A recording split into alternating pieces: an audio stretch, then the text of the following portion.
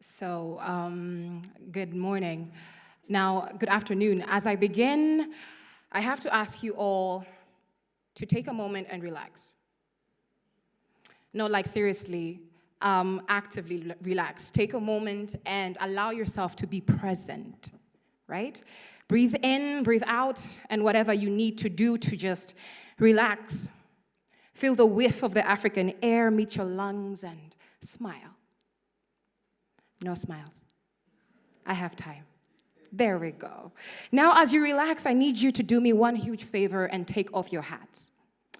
Some of us have one or two, while some of us have several.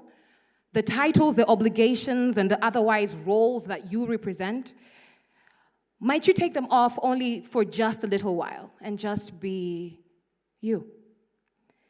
Because when all is said and done, that is who we are, people. All collected in one space, blending dreams, fears, and aspirations to what we all hope, pray would be a common end. An end that would have great impact on our lives, our children's lives, and the lives of those that we serve. We want our lives to have meaning. I submit to you that the solutions to Africa's problems do not lie in these rooms. I do not believe that the plot of the hundreds of millions of people on this continent are represented in this space. I believe that we are all doing great, wonderful, and meaningful things, some more than others and at different degrees, but however, we are barely a handful. I cannot help also but to marvel at the theme of the Kigali Global Dialogue, people, growth, and development. The conversations we're having here are critical for the development of our nations collectively. This is not child's play, and the clock is ticking. In the wake of the huge issues we in Africa face, such as poor governance, corruption, unemployment, population growth, insecurity, war, drought, and famine, the topical areas and potential partnerships we're tackling here are timely.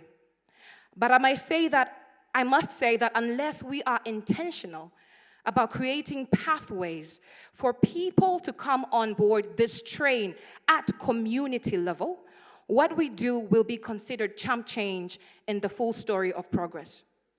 We need to bring people on board. We must invoke collective action of not just the top level tiers, but the people on the ground. To solve the problems of climate change, environmental degradation, health, education, gender, we must involve, inspire, and empower innovation within grassroots communities. To really push the ball forward, we must engage the largest asset we have on this continent, and that is our people. A people without a purpose is a dangerous reality to cradle. Our people need to aggressively be part of this change dialogue, and not just as research samples, but as actual players in the game.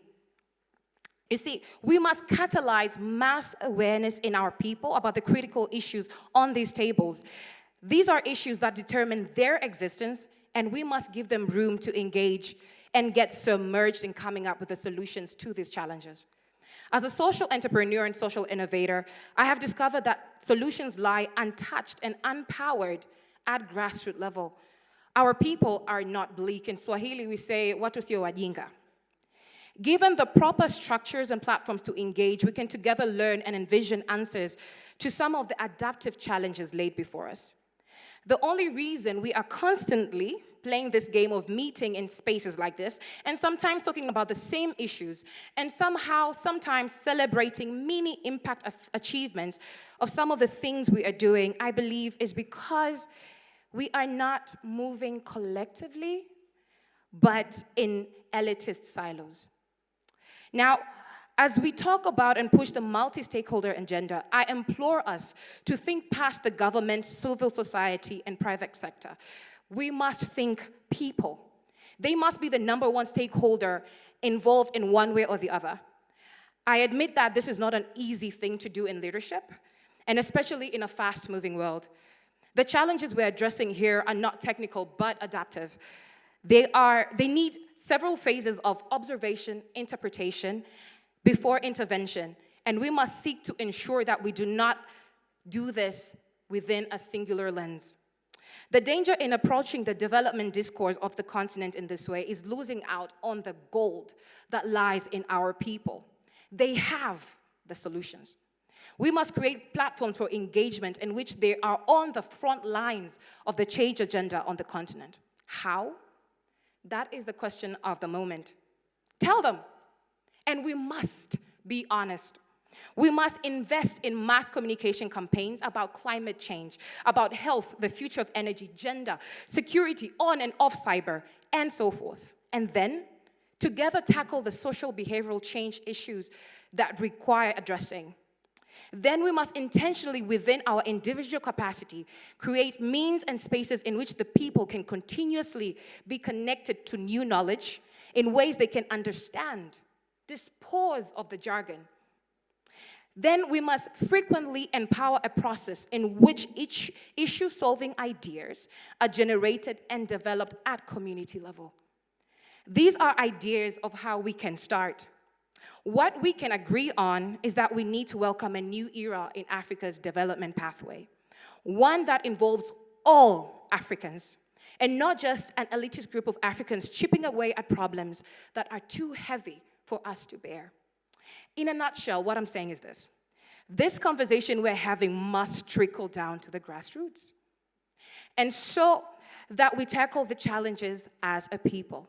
It is not only up to the people in this room and those like us to fully understand and solve the plight of the people of this continent. It might be up to us to research, to catalyze, and to start the conversation. But change needs to be involving. We need to be intentional at getting out of these safe spaces, of these rooms, and bring the challenges of change to the grassroots. We need to do better with inclusion. It is imperative that we, together, look deeper for solutions to our continent's pressing challenges, minus the ego and sole ambitions of soaring careers, but with a deliberate wanting to propel a legacy of an Africa that could and did it. So what next? I challenge us to go out of this place and think critically about how we can get our feet dirty on the ground. How can we push the agendas that adorn our panels and side conversations to include those who do not necessarily adorn suits and ties? How can we make sure that we are building an Africa where all people are actively engaged in the front lines and not just as simple beneficiaries? Africa needs her children to collectively stand up. Now think, how or what are you going to do to make that happen? Thank you.